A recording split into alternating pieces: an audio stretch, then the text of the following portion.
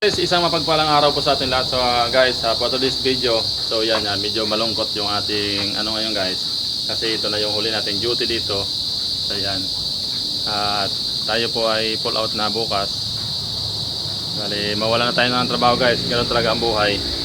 Kasi yun nga, bilang isang security guard, hindi po tayo pwedeng mag-isip na habang buhay tayo sa isang pwesto. So reliever tayo guys dito ng isang buwan. So nangyari ay yun, tumawag na yung ating operation manager at pull out tayo bukas. Bali magre-resume yung papalit na agency August 1, 2026. So tayo ay maghahanap ulit ng panibagong duty. Kasi yung agency namin ay wala pang maibigay sa amin duty. Gawa na wala na silang ganong pisto. Kaya dito tayo guys. Tayo ang ating huling vlog dito. Itutur ko kayo. So yan, dito po yung tayo sa paligid. So talaga guys ang buhay.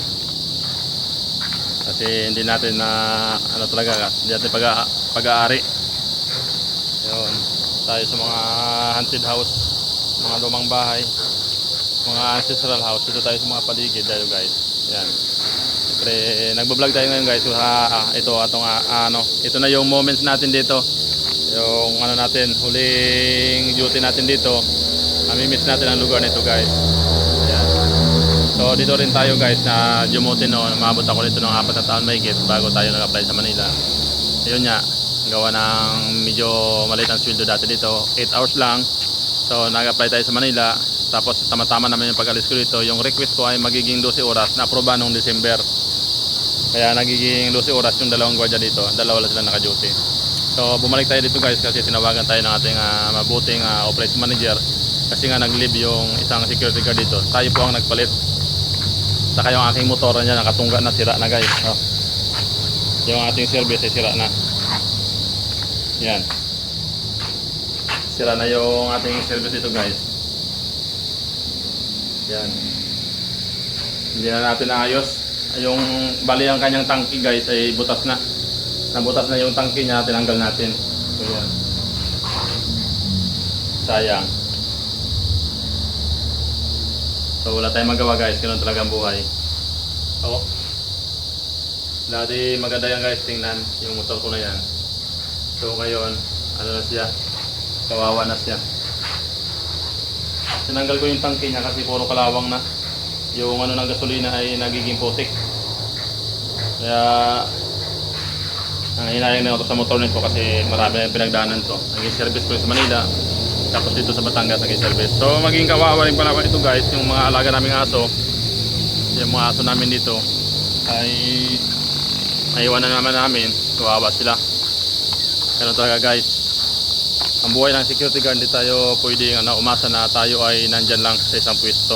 Kaya kahit saan tayo dalhin, parang sundalo. Ganun talaga. So dito rin yung bahay ng kasama ko, dito sa nakatira dati. Yan. Tapos may malaking puno. Malaking puno ng guys. Yung duhat, malaking puno yan. Yan. Malaking puno. Tapos may mga bahay dyan sa likod. So yun. Yung mga bahay kinakapitan na ng mga damo. Pero nung time na nandito ako noon, tinatabasan ko yan. Siyempre dalawa na lang yung mga naka-duty dito. Napapabayaan na siguro ng mga ibang naka-duty. So yan, ang haunted house. Maganda guys yung bahay dito. May puno pa. Magpa-picture tayo guys dito kasi ito na yung huli nating duty dito. Tapos yung aking alagang aso, kawawa naman si Marites. Marites. So maiwan natin yung mga aso dito guys. Sana yung papalit na security guard dito ay mahilig sa mga hayop. Kaso balita ko ipo-pull out nila yung mga aso dito. Kawawa yung mga aso. Kasi pinagbabawal na. Yung pawis na pawis tayo guys. Medyo yung pagupit pa nga tayo kasi akala namin ma-absorb kami. Bukas yung pala nabalitaan namin na parang hindi matuloy yung pag-absorb sa amin kasi yung papalit na agency ay maraming gwardiya na nakatambay. Siyempre mas pipiliin nila guys yung sarili nila ng mga security guard kaysa amin kasi iba kami agency. So mapipilitan din kami guys maghanap ng duty. Kaya tsaga-tsaga lang muna para tayo magawa guys. So dito tayo naglilinis-linis tayo dito. Nililinis ko yan, winawalisan ko yan guys. Yan, winawalis natin yan. Pag wala tayong ginagawa, dito tayo nagwawalis. Natumba lang kasi ito nung bagyo guys, itong puno ng mangga. Dati ay tuwid yan, maganda. Napagwalis pa ako doon. Tapos yung pag nagano ako doon, nagbablog, dito yung mga vlog ko dati dito. Yung nagbabalat ako ng buko guys, dito yung mga vlog ko dati dito. Dito. Diyan ako nagbabalat ng buko dati guys. Yung mga hindi ko nakalimutan. Tapos itong lugar nito guys, dito rin dati nag-viral yung video ko, yung pinatumba ko yung puno ng papaya, na malaking papaya yon, magulang na. Yung sa gamit ng ating ngipin. So nagkaroon tayo ng violation no kay Facebook. Binura ko yon. Pero malaki ang views na doon. Binura ko lang yun kasi nagkaroon tayo ng violation doon. At na demonetize tayo. Kaya akala ko yung mga video ko. Kaya nag-delete ako ng video guys. Kaya halos yung mga video ko mga dati, mga kakaibang video ay halos nang nawala na. So shoutout sa lahat ng mga viewers natin, mga subscribers natin at mga kaibigan natin sa YouTube channel. Shoutout sa inyong lahat. Ayan, kay Leon's Official, shoutout po. Kay Ma'am Gina, Choco, ayan, shoutout natin. Kay Agri and Adventure, kay Ma'am Doris Jelina, kay Agri Tech Mix TV. Yung shoutout natin. Siyempre ang aking idol din dyan, si Boy Tapang Vlogs. Yan, shoutout natin. Saka si Boy Maas. Saka si Jason Bok TV. At siyempre yung ating mga kaibigan din natin dati na si Alcaraz TV na viral na ngayon.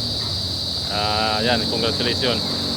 At siyempre sa lahat ng ating mga solid supporter, mga member natin dati, yan, maraming salamat. At sa viewers ng aking mga alagang aso na sa bikutan nila Blacky, yan, maraming salamat sa inyong suporta dyan. Kahit pangalawang channel natin ay medyo lumago dahil sa inyong suporta dyan, dahil sa pag-subscribe ninyo at sa mga nagpa-member po sa aking channel noon.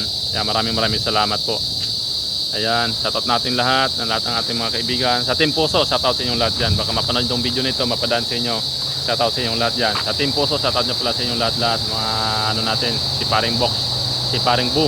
Ayan, shoutout kay Paring Bu. Yan, marami tayong mga vlogger na hindi na natin nabisitahan gawa ng pangalawang channel na itong gamit natin. So sa awa naman Panginoon guys, at tumaas na yung subscriber natin, umabot na tayo ng 13,500. So ang nawala nating channel ay 19,500 din yun. So unti-unti na rin bumalik. Kaya salamat din sa ating mga subscribers, sa ating Panginoon. So yun, at na-reach natin yung subscriber natin. So watching hour na lang guys ang ating problema dyan. Hindi pa tayo nakapag monetize sa ating long video. Wala pa tayong kinikita dito sa channel nito dahil wala pa tayong ad sa ating mga ina-upload na video, na mga mahabang video.